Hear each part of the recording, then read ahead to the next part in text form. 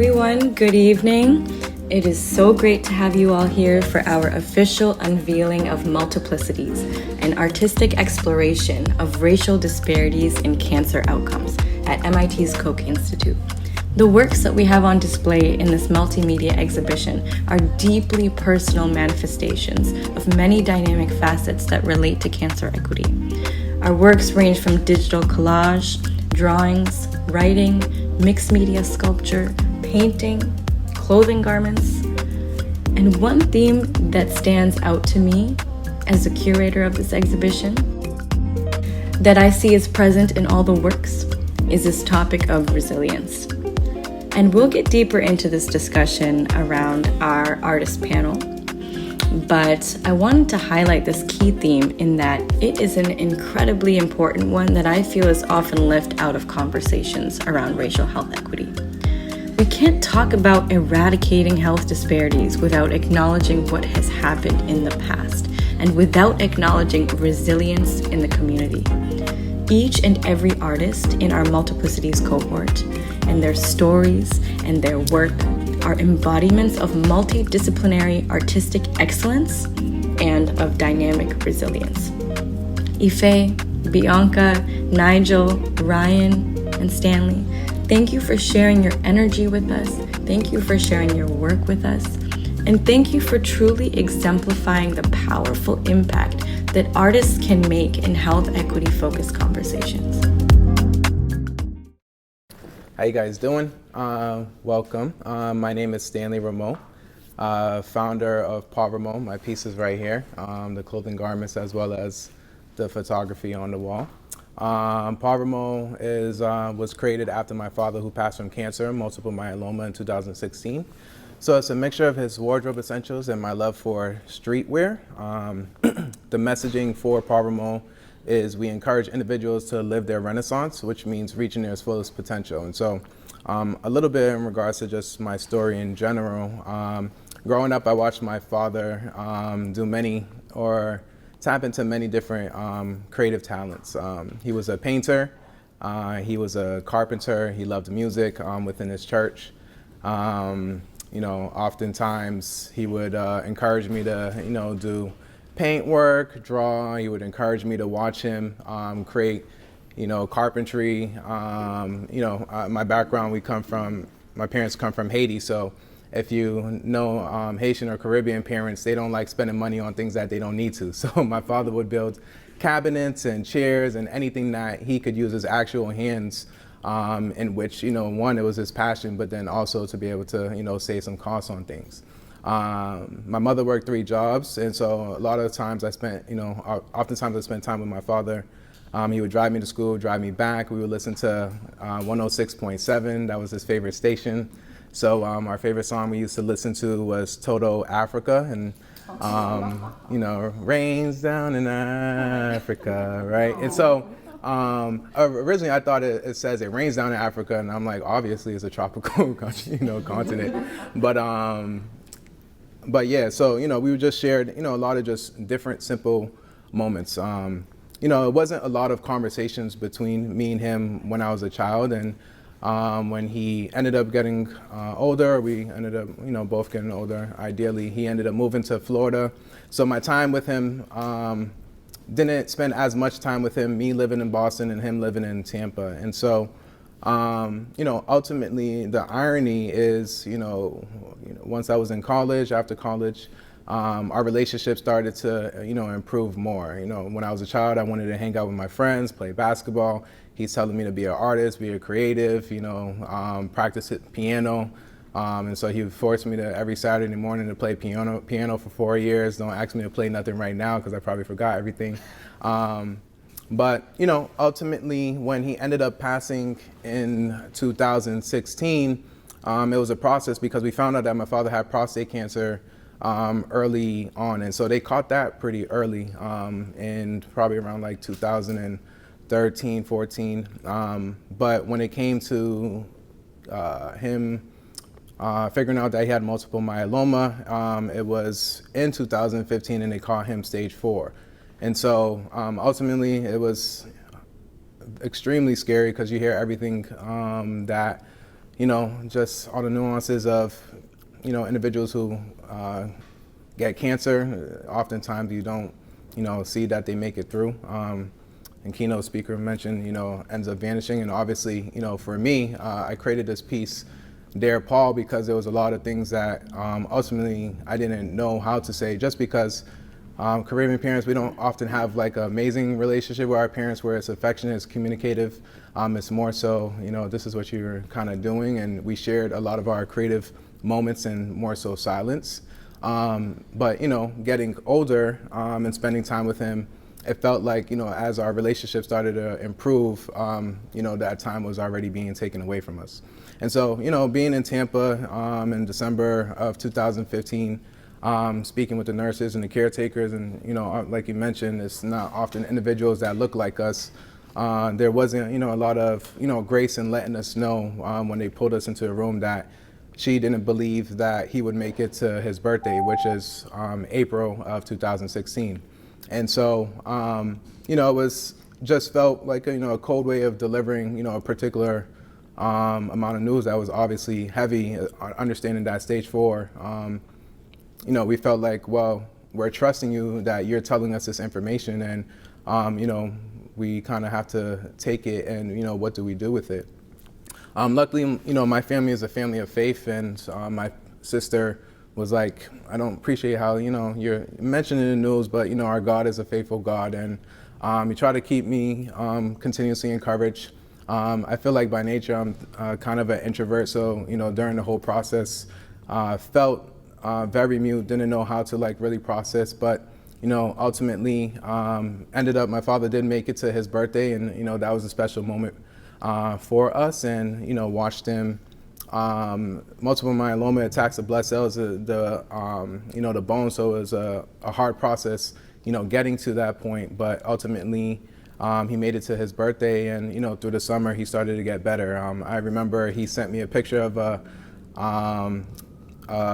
a wooden shelf that he built with one of our cousins down there, and it made me smile, and I was so happy because, this is a huge shelf, first off, and it just went back to, his creative passions that he couldn't do because he was too weak, and, the resiliency that he continued to show to, carry out his passions from that nature.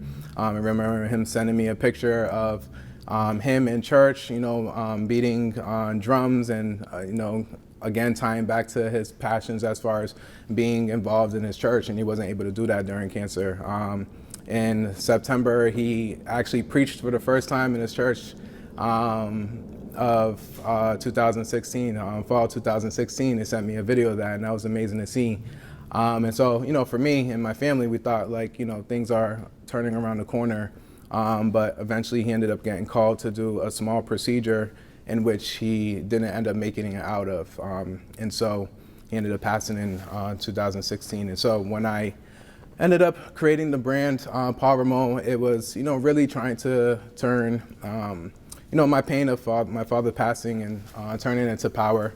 My family was amazing. My sister mentioning being able to, cherish the moments that we were able to happen, and, the moments that we were able to cherish was the moments of his renaissance. And, ultimately that's what the brand represents is, living your renaissance, reaching your fullest potential, and doing what you love. So, yeah, that's Paul Rameau. Currently right now, still living my renaissance, not only in the creative brand, but also started a tech company called Renovest. It's a marketplace for online communities that teach financial literacy, investing, and building businesses.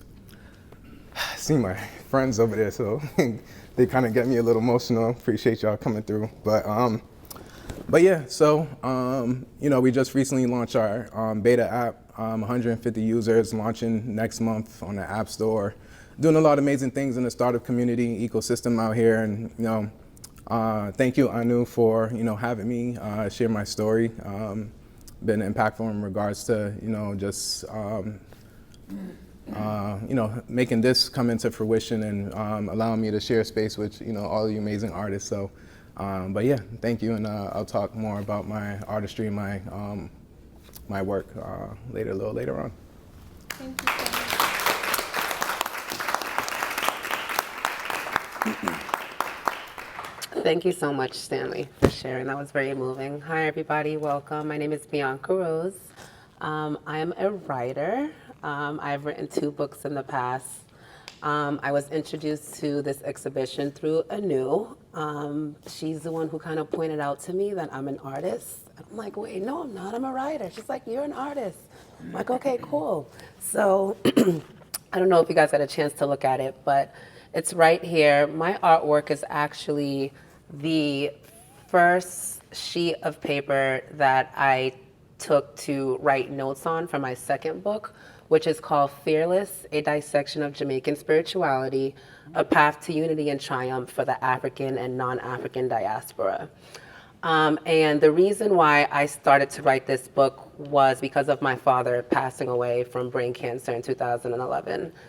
My father, both my parents, they were very valuable and still are very valuable assets in my life. I received a lot of love growing up as a child. So when I lost my father, I felt like there was a void that was missing that I wanted to replace somehow. So I was 19 years old. I went on all sorts of journeys in life. I wanted to feel more purposeful. I wanted to do something good. I ended up starting a nonprofit at age 23. I ended up traveling the world. Those were intentional, but unintentionally, I started writing books. And when my father passed away, at the same time, I was going back and forth between, my parents are Jamaican. I'm Jamaican if you haven't been able to tell. And I would travel back and forth between Jamaica and America a lot. And I started to notice that there was just a difference in vibrations between Jamaica and America. One of the notable things that I've noticed was there was no racism in Jamaica. Definitely a lot of isms. Colorism is definitely one of them. But racism is just not a thing. And, you know, with the pain that I was experiencing from the loss of my father, along with like this interesting like discovery, I'm like, you know what? I'm gonna like look deeper into this. So for about 5 years, I researched why are Jamaicans just so, you know, why are they just so prideful? Why are they so alive? Their motto is out of many, one people. I'm sure you guys know this song by Bob Marley, One Love. And I just wanted to connect, like, you know, just why do Jamaicans have this, this presence anywhere in the world that they are? So I started to come across, you know, just shocking information. I'm like, you know what? I have to write a book out of this. So this page that you see right here was like the very, I used to plant myself in Boston Public Library. A lot of the books we weren't able to take out. And I just would jot down notes of things that make sense. These were the early stages of all of the incredible information that I came across that is now in a book on Amazon.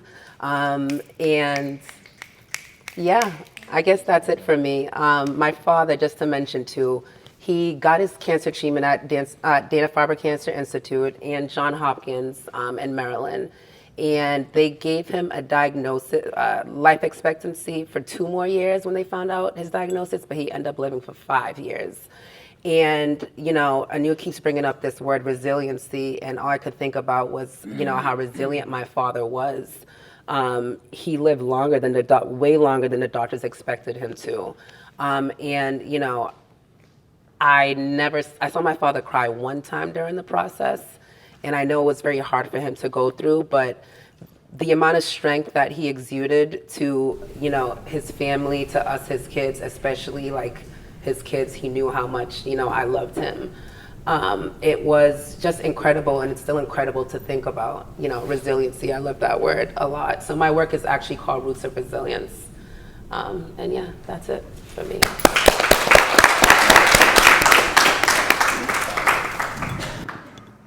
Peace and love, everyone. My name is Ife Franklin, and I am very, very proud to be a part of this cohort.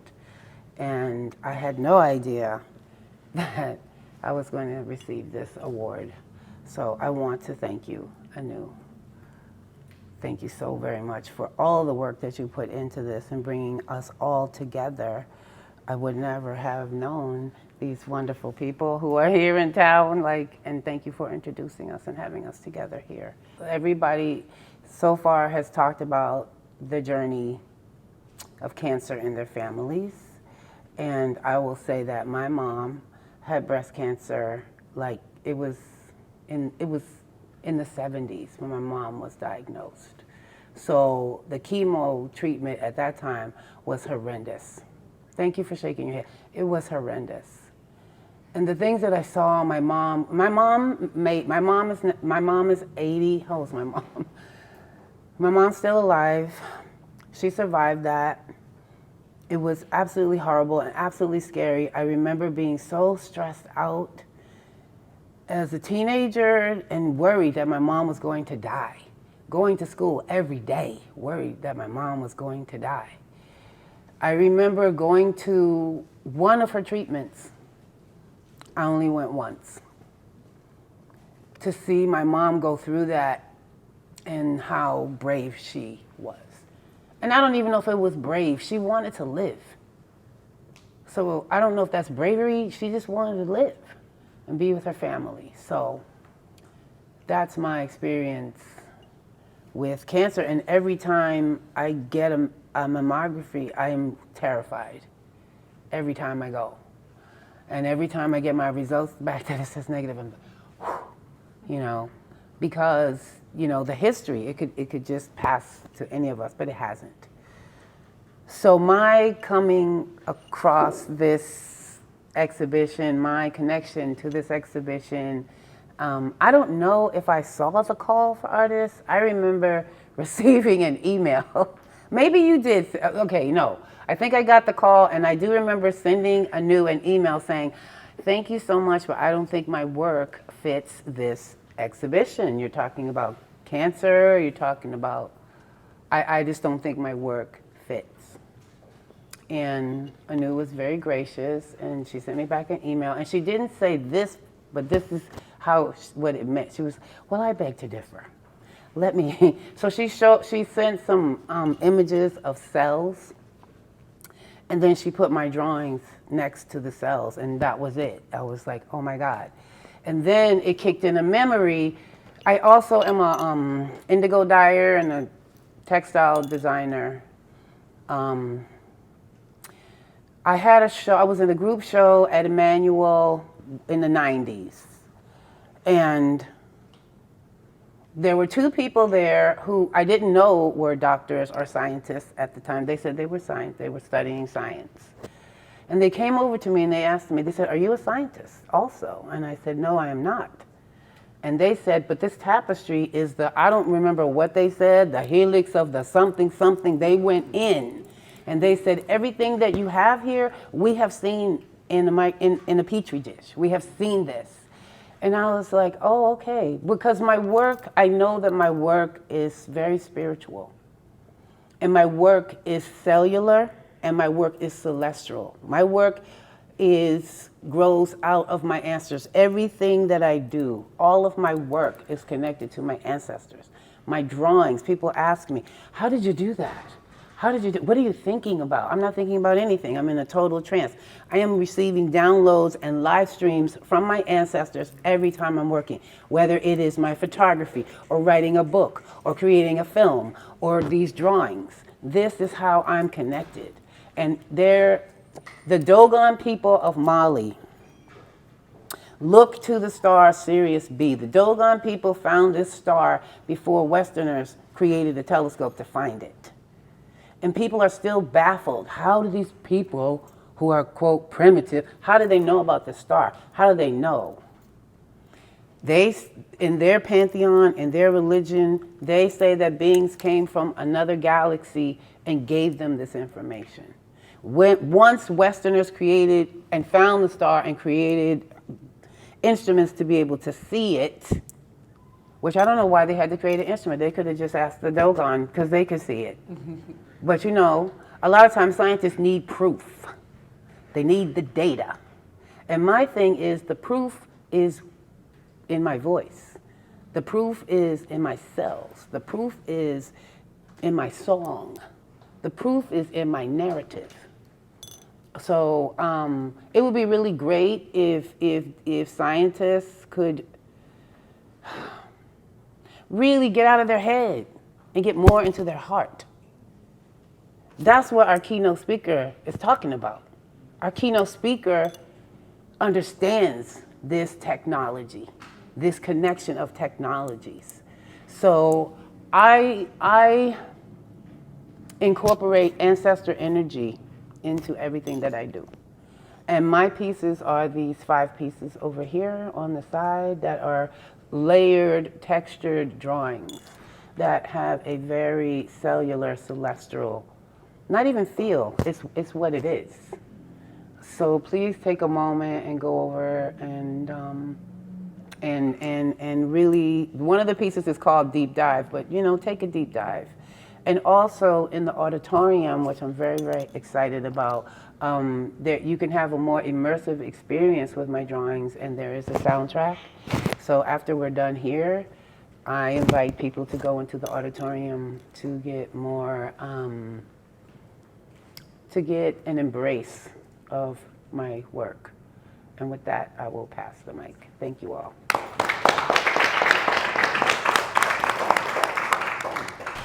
Hello, everybody. My name is Ryan Horton. To start off, I want to say thank you, Anna, and the Nucarta team, as well as MIT and the Koch Institute, because without y'all, we wouldn't have that. And with that, to give you a background story about myself, I'm from Atlanta, Georgia. I'm a multidisciplinary artist. I used to be an architect. And it's just, I'm very overwhelmed. This is beautiful right now. Sorry. Being able to see where my story starts and be able to see how my art is be able to portrayed by y'all as something that is very intimate to me. And the reason why it is so intimate is because how I am connected through cancer from my grandfather on my mother's side and my aunt on my father's side, having passed away from the same cancer, understanding how that can affect me. And so my piece is called Wishing Well of Hope. It's really describes what hope is and it's a critique of what hope is and the perception of from the majority to the minorities. So understanding what hope is to the majority allows people to see, oh, this is such a great technology, great usage of it that allows other people to be able to live longer and have a fruitful life. However, what Black and brown communities have to go through, my community has to go through, is look at it with a huge grain of salt, because we understand that it's skewed in the perspective of oppressive systems that we live in. We understand that racism changes what treatment we get versus treatment that other people get. And with that, if you look at my piece, it starts off with a very vibrant top, and as you see, there's multiple obstacles in the way that slow down and make it into a trickle when it actually hits the individual. And I understand that the technology is supposed to have such a stronger impact, but understand who your technology is used for, and make sure that it's actually beneficial for the people that are already dealing with an oppressive system to begin with. That was about my piece. It wasn't about me. I apologize, but myself, Ryan, like I said, I used to be an architect. I went to Savannah College of Art and Design for architecture. Then I came up to Northeastern and got my master's degree. I realized that I love the passion behind the disciplines of architecture, but I wasn't in love with architecture. So I decided to jump out of that, do more of exhibition design, which got me allowed to communicate to communities and people and get them engaged with different experiences. And from there, I was like, I love being able to work with brands and be able to tell their story within an exhibition space. So I fell in love with graphic design. So I became a graphic designer. So many walks of life, many different avenues to be able to get to where I am today, to speak about and have the strength to talk about the experiences and the hopelessness that I have when it comes to certain things that I know I have to worry about for my health based off of my family's health. And making sure that I'm able to navigate that system in the best way possible with the right information to be able to take care of myself to have a fruitful life, because that's what I want. So, yeah, that's me as an artist, and that's my piece, and I really appreciate y'all taking the time to listen. Thank you, man. Thank you. Hello, everybody. I'm Nygel Jones. Anu brought me aboard here. She messaged me about showing some of my pieces, showing a piece of mine in the showing. And the universe works in mysterious ways, because at the time she messaged me, I was creating this piece right here called Wave of Armor, this red framed shape with a bunch of nails all assembled inside of it. And I wanted to create a piece that revolved around biology in some fashion. And as I was building this, I was talking to my dad, because I live with my father and my brother. And my dad's a cancer survivor.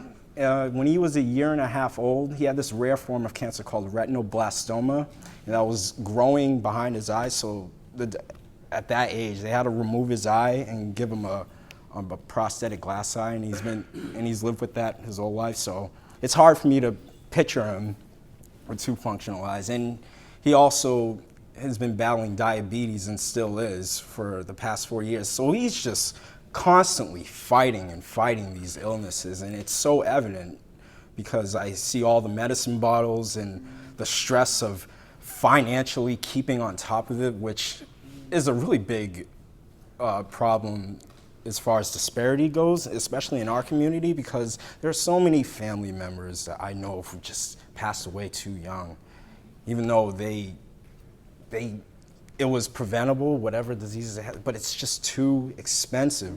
Like, one of my dad's high school friends is waving the white flag saying, I'm not gonna bother with chemo. You know, it's gonna drain me financially, and it's not even gonna guarantee if I'm gonna survive, which is very, tough, and it's just hard to see. It's just being, as a black person, just seeing, my brothers, the sisters, the elders, having to, deal with that. And it's just a reminder of myself, and like you were saying, just to be mindful of staying healthy, being aware of what you put inside your body, just really taking care of yourself.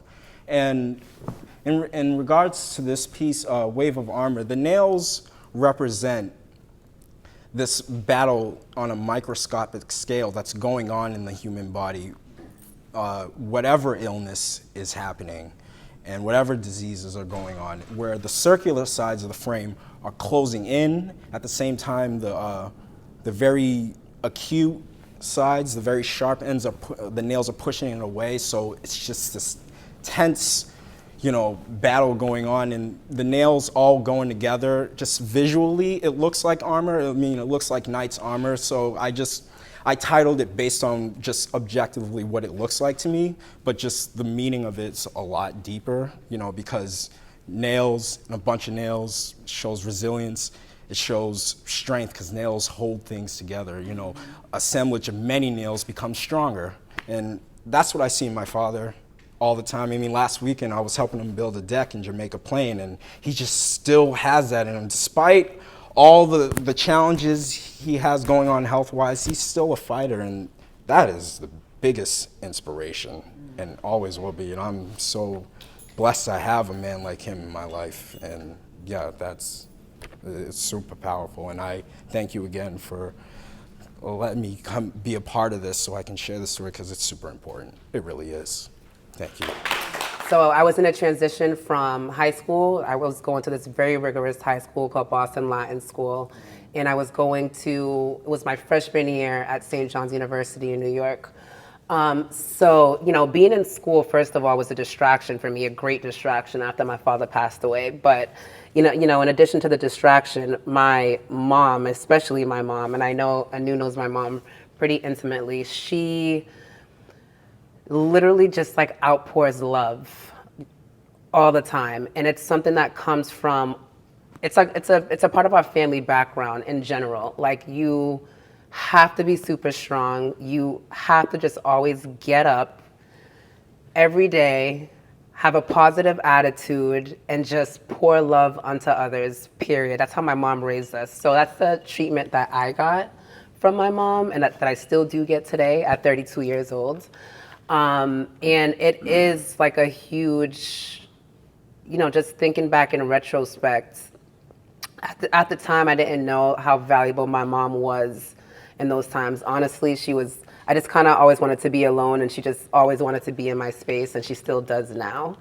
But, just that unwavering love and support is just it. I didn't want to mention this, but so my little brother also had cancer. Thankfully, his went away. And even now, up to this day, my mom, she's been battling diabetes and now long COVID. And my mom is a huge advocate. Like, she completely inspires me. She will walk into a hospital and she'll tell the doctor, you know, that something's wrong with me, there's something wrong. And they'll let her know, you know, we don't see anything, there's nothing wrong. And she'll tell them, you can't tell me how I feel, I'm telling you how I feel. This is how I feel. And, you know, eventually they found out, you know, that something was wrong. With my brother, like without my mother, I don't even know if my brother would even still be here, thank God. But I was, and it's not a bad thing, but I was neglected a lot when my father and my brother both had cancer at the same time. And it was because my mom was out there advocating, like, the whole time. She was just advocating. This woman was just always on the road at every hospital, trying to get connections to this person, this institute, that hospital, 24/7.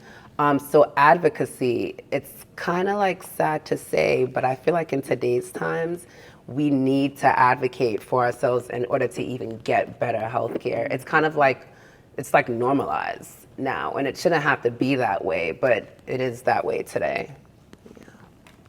Absolutely. And that's why it's so important to be bringing community into these discussions. You know, we're well equipped and very capable to be a part of these discussions. You don't have to be a scientist necessarily to be in this conversation. Patients and communities are absolutely considered to be key stakeholders in the health equity conversation. And I would love to encourage more research organizations, clinical trial facilities to move forward and partner with us in that way. So moving to the topic of multiplicities, just the concept of many. Each and every single one of these artists are masters of many disciplines. And so I would love to hear more about the many engagement that you are involved in and how that is a practice of your resilience, and just your dynamic abilities, and how that drives you and how that drives your creative practice as well. Stanley? Yeah. When I first started, I guess, get into from a creative perspective, or just the different avenues in which I want to show, you know, how I'm living my Renaissance. The first thing after I graduated Bentley was worked with my sister-in-law on her fashion brand. So it's an amazing brand. It's called I Am Creole. They have a storefront out in Somerville, in Bow Market. And so Joelle is my sister. I usually get that reaction, yeah. Yeah, absolutely. Yeah, so I worked 5 years with her, and, you know, I had the amazing pleasure of, you know, doing brand marketing for her, business development. And, you know, even after graduating Bentley Business School, really didn't learn how to be an entrepreneur. And, you know, her story is amazing, and she was one of my first inspirations. And she was working at H&M and decided to quit and take a risk to, like, okay, I'm done doing H&M. And she was growing there in amazing ways. She was a visual merchandiser, and I said, well, I'm graduating Bentley, I might as well just come in and do the marketing for you. And we was able to, alongside with her mother, who was her head seamstress, you know, grow I Am Creole up to, you know, where it is now. And I learned so much in regards to just myself and understanding what it means to tell your story and what it means to work on something purposeful. You know, my sister Joelle, you know, her story, she started I Am Creole because her mother used to make clothes for her when she was a little girl back in Haiti. And when they had to leave because of the war and turmoil happening there, you know, she wanted to, you know, create a brand that represented her, the silhouettes that her mother used to make for her. And she was so huge in regards to pushing her story and pushing the purpose of it. It's not just to grow an amazing fashion brand. And, you know, for me early on, I'm a very ambitious person. So, you know, as soon as we jumped into the business, I'm like, you know, we're going to build this in 3 years. It's going to be global.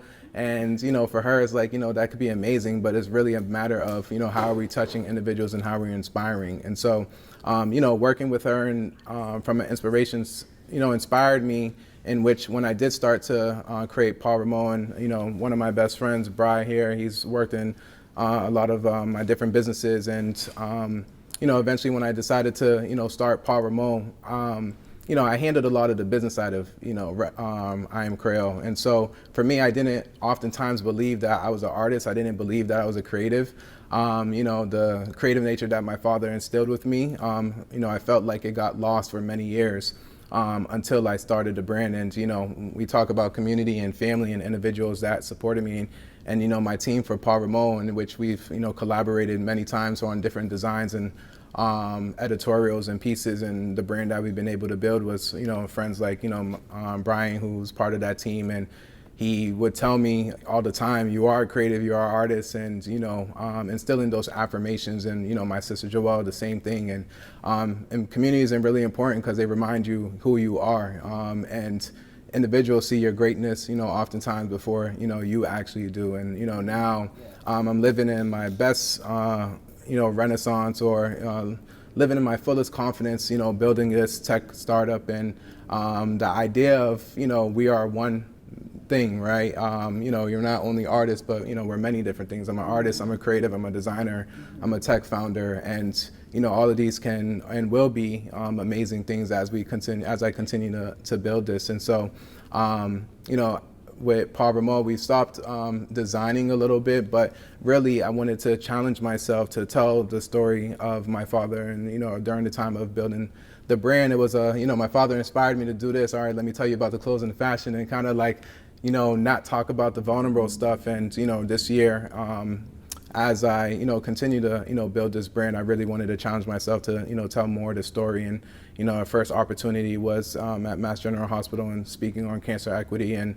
I know challenging me into, share my story. I'm like, I don't know if I have the capacity to do this. And, I appreciate her continuously pushing me. And, with Renovest, it's a still idea of pushing different lack of equities and from a financial perspective. And, the reason I started Renovest is, again, my family taught me how to work hard, but we didn't come from a background of financial literacy.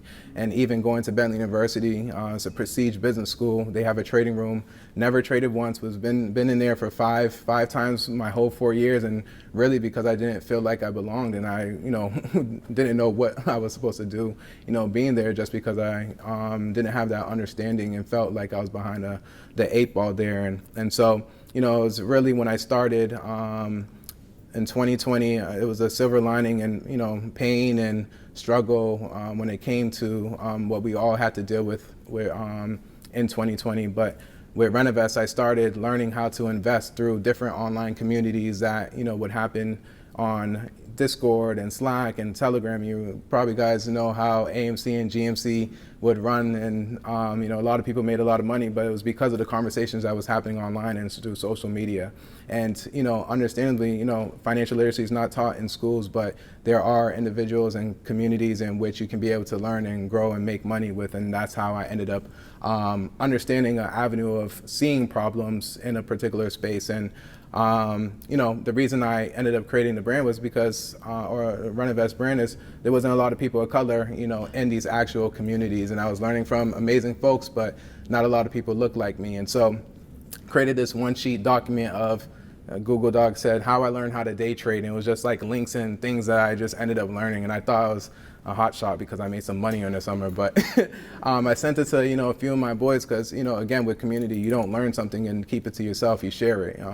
And so, from there, I got an intake of about 50, 60 requests for this one sheet of how I learned how to day trade. And it really, told me that other individuals, people of color, are looking to improve their financial wellness and to be able to, kill the issues of generational wealth, and to be able to be the ones to be able to build it. And so with this platform, we aggregate these online communities on Renovest. You can kind of think about it like the App Store for chat rooms, to make that discovery a lot easier, to be able to find people that you trust.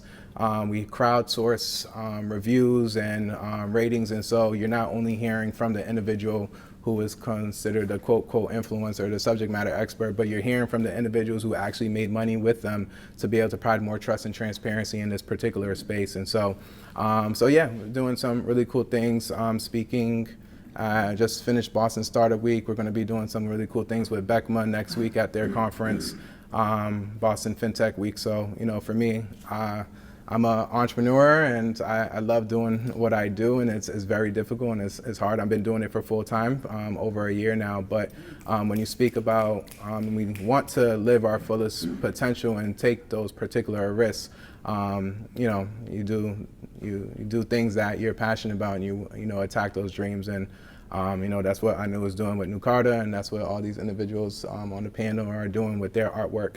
And I'm sure there's passions and, you know, renaissance that everyone in this crowd is, you know, has to live. And I encourage you guys to, you know, live that renaissance. So thank you.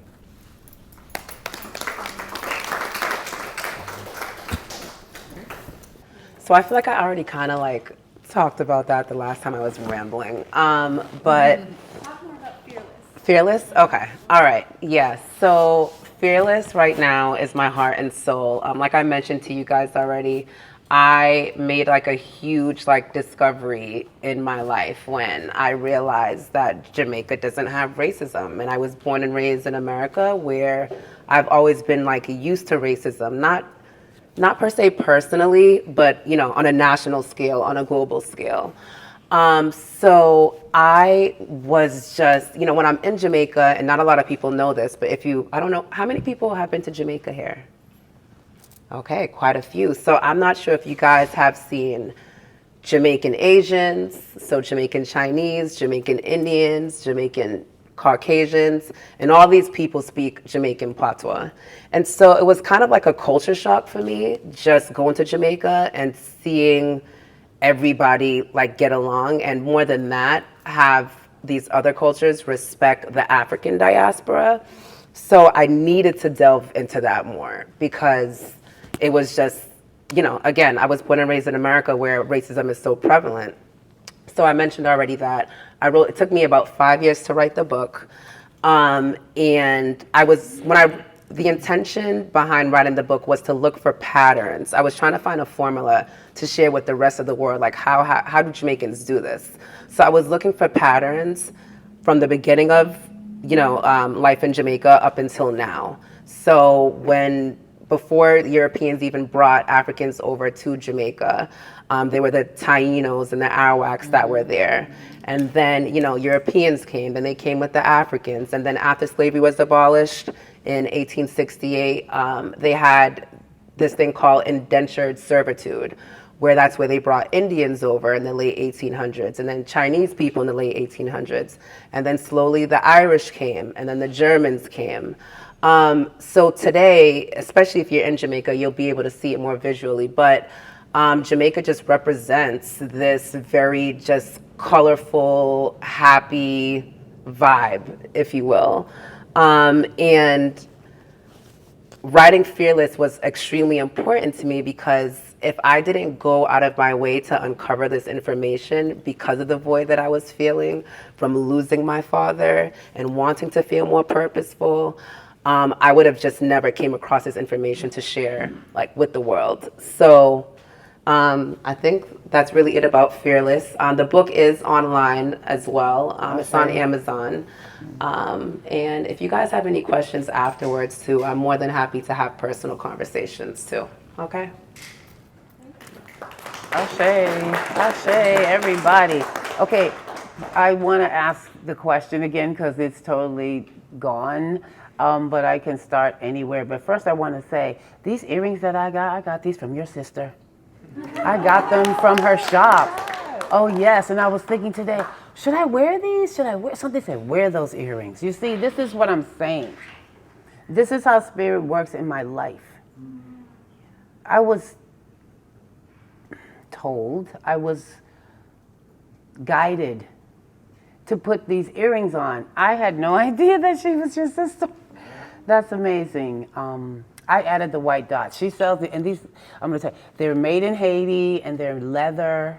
They're fabulous earrings, and if you haven't been to her shop, you should go there. I want the topic of resiliency. I'm just going there, I don't know. Resiliency, and how are you a multidisciplinary artist? Okay, resiliency. I think I definitely know resiliency, because you know, African Americans a lot of times don't feel like we have an immigration story, and a lot of times that's just not true. My grandparents immigrated from the Jim Crow South to the North. That is an immigration story. Displaced. My grandparents came to Washington, D.C. from North Carolina and Virginia. They had to leave their children.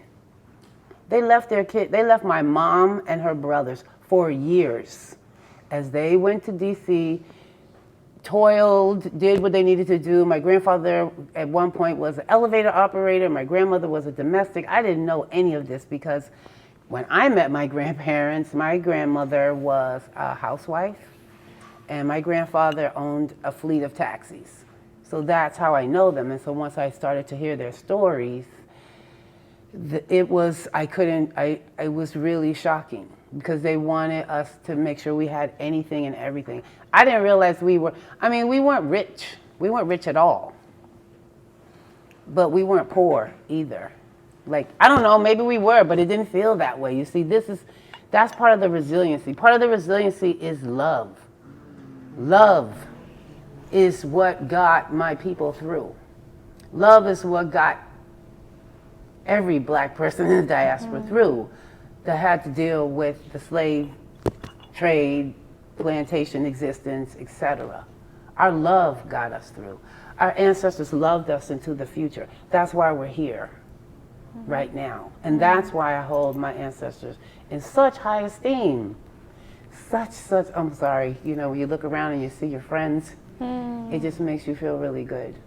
But my practice is based on love, healing, the truth, and my ancestry.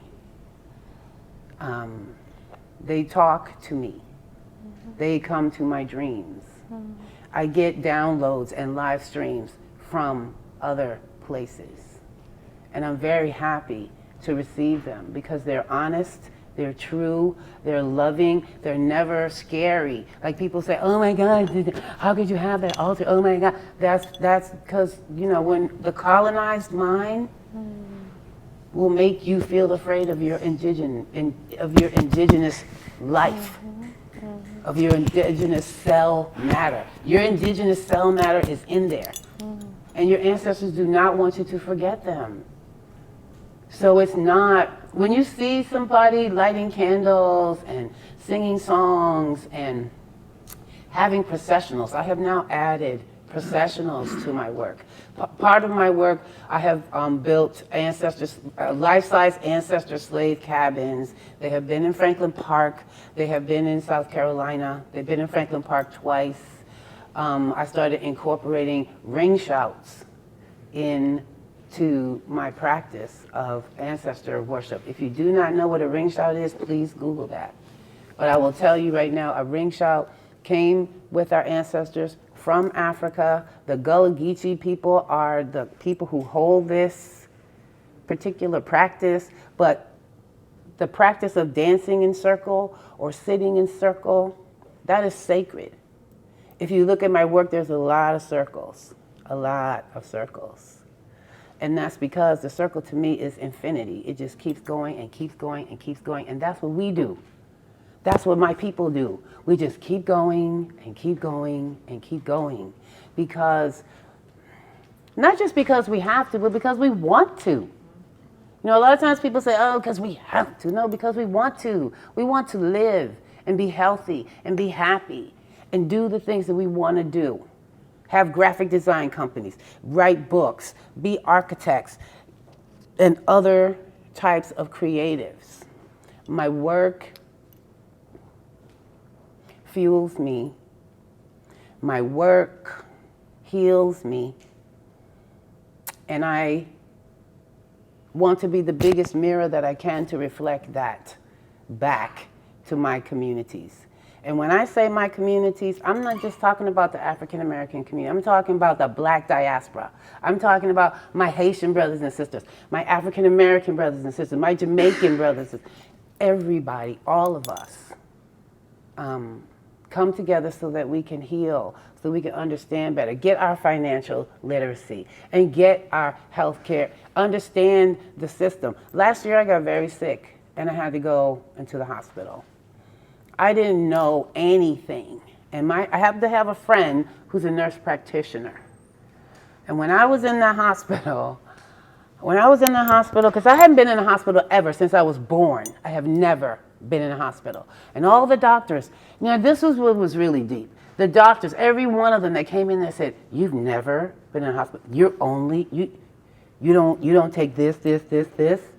They were shocked that I was healthy. They were shocked. That shouldn't be shocking. But that's how they spoke to me, like, "Oh my God, you've never been in here before?" No, I haven't. But when Sister Leah walked into that room, I didn't have a worry, because I knew that she was going to, if anything went wrong, she was going to be there. But everybody, what if I didn't have Sister Leah to be an advocate?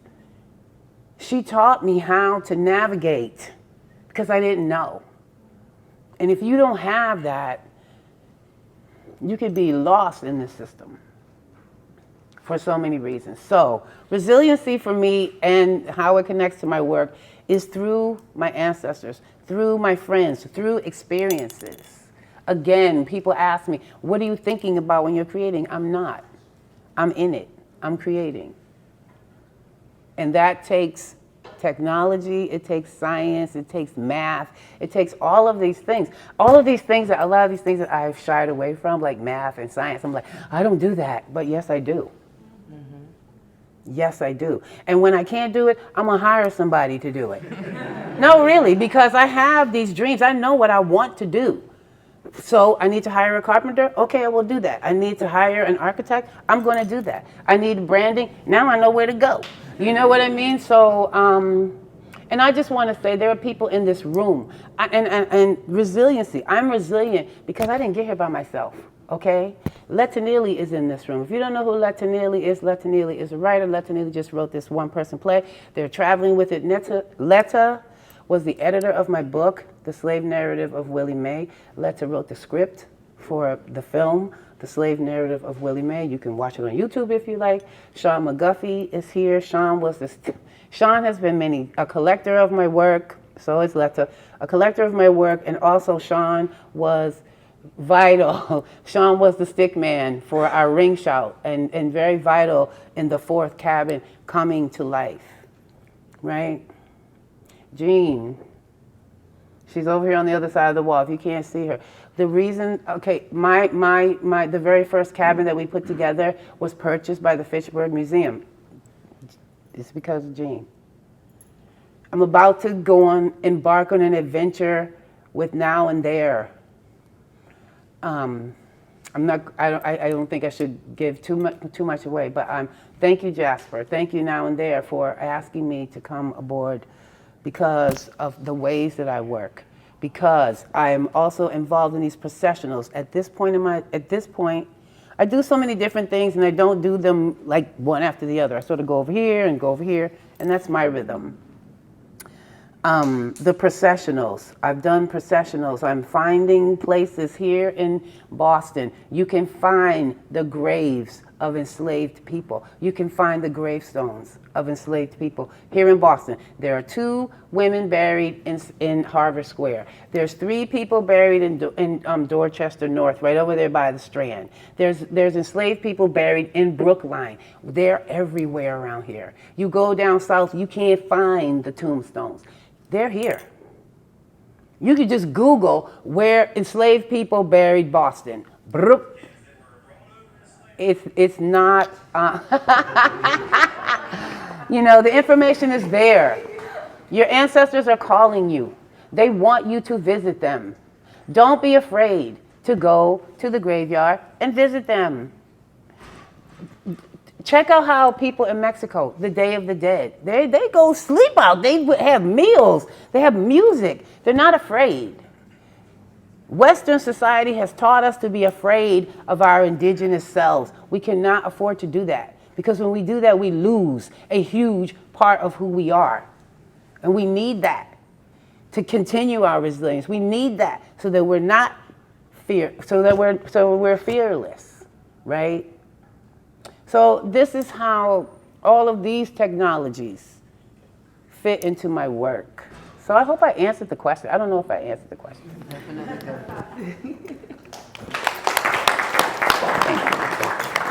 I feel like you answered many questions.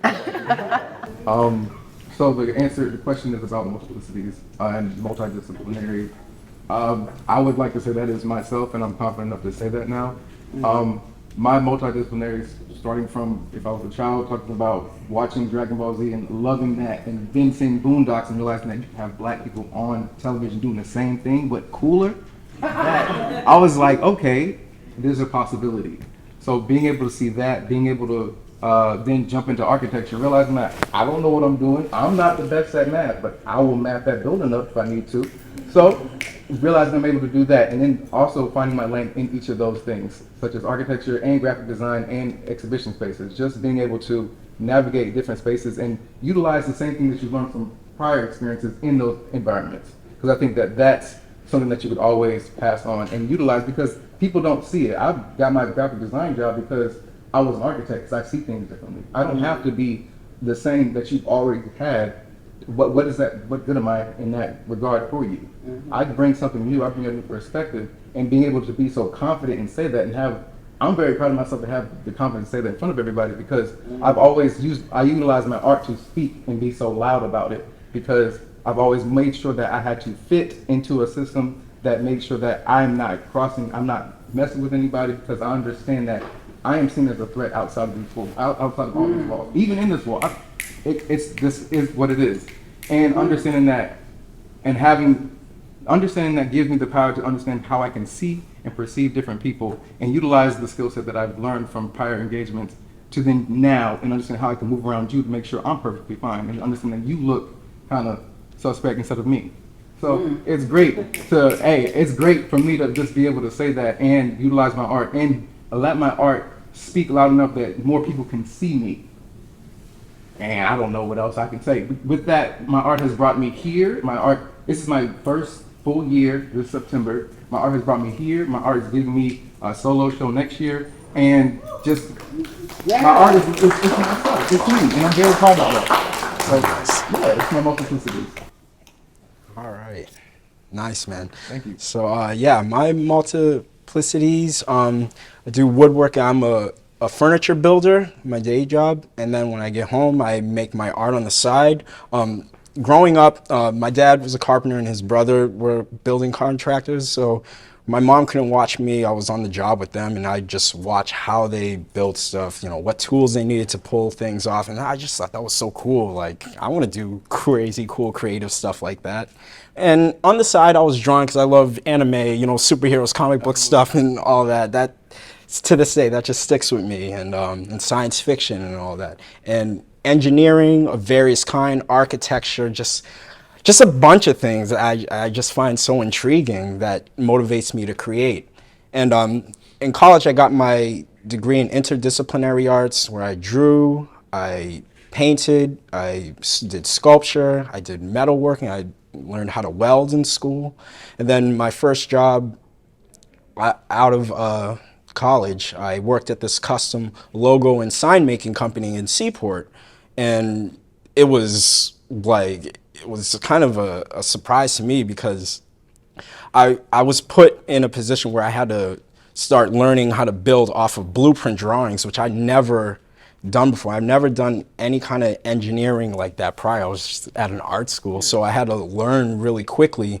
But from that experience, it's really elevated how I view building projects, how you got to think 5 or several steps ahead, how every piece, every part you cut, every measurement, everything is important, or else it will not work. And that's with any kind of engineering. And that's what I found through this work that I've been creating. I create work that I make shapes that exist beyond known existing geometric shapes. And I figured out how to do that through the tools and the certain kind of measuring I had to do to cut those angles accurately. And when I discovered how to learn how to do it like that, then it was like, okay, I'm taking off. I'm gonna think of any shape I can think of, I can build it now. And what I love about the work that I create is that it's super challenging, and I feel like after every build I felt resilient, like I just conquered this piece because it was kicking my butt. I mean, there's some pieces where it's like I have to cut this over because it's too short by 1/16 of an inch. I mean, it's something where I have to be so strategic. And I started making this work a year after I graduated because I started going to galleries with my friend during First Friday, you know, just seeing how the art world is, because I went to art school. I want to be an artist. I mean, that's why I went to school, because I'm creative and that's what I want to do. And going to open studios and seeing all these galleries and this work, I said, you know what, you can do that too. I mean, you're skilled as shit, you can do that. Yeah, and and I just said, you know what, start making work. And I just started painting surreal cityscapes, because I love landscapes and architecture, so that's what I started off with. And I wanted to do more than that and tie in my woodworking with that by doing the shapes and the creating, so I have the best of both, so I can paint and build and have it work together seamlessly.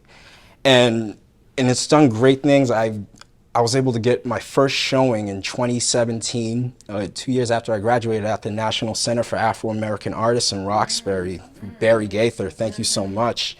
And it's just kick-started my art journey, where from that I was more confident of, you know, emailing this gallery, that gallery, you know, emailing just art dealers. And I work with an art dealer out of Florida, so I show in Florida every year now. And yeah, this work and just being a creative is just doing amazing things for my life, and it's just the greatest decision I've ever made. And you know, this year it really set that in stone for me, because Simmons University invited me to speak to their class, their art class. Sarah Greenwood Elementary School in Dorchester invited me to speak to their kids. So what I'm doing is inspiring others, and that is the most beautiful thing ever, because that's what I want my work to do. I want to inspire others, because when I go in museums, when I go in spaces, when I see beautiful creations, it's like, dang, I want to go home now. I want to create, and I want that same kind of effect when people see my stuff. And yeah, that's what I'm currently doing now.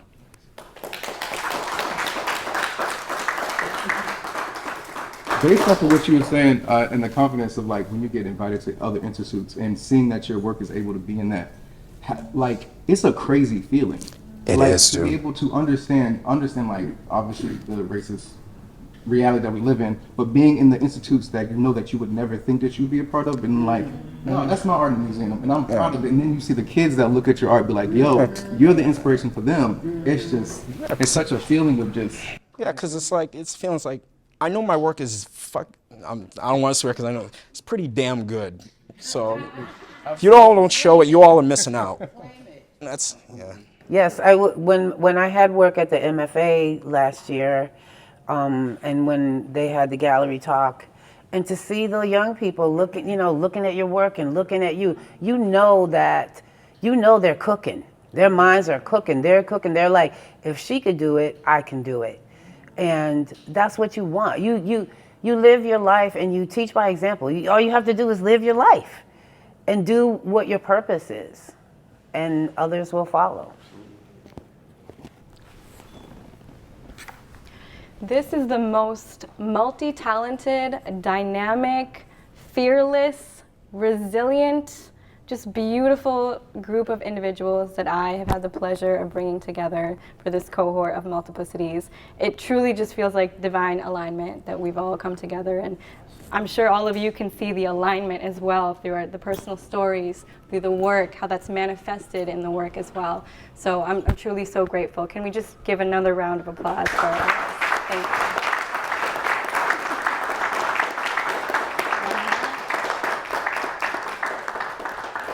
And to those of us operating in the life sciences spheres in this room today, the point of this panel on Nucarta's end was to say that this is a health equity conversation right now. You know, oftentimes we're talking about medicines, we're talking about medical devices. This right here is a racial health equity conversation. This is a community-focused organization, and this is what we need more of in this current time. So thank you again to our beautiful artists. Thank you.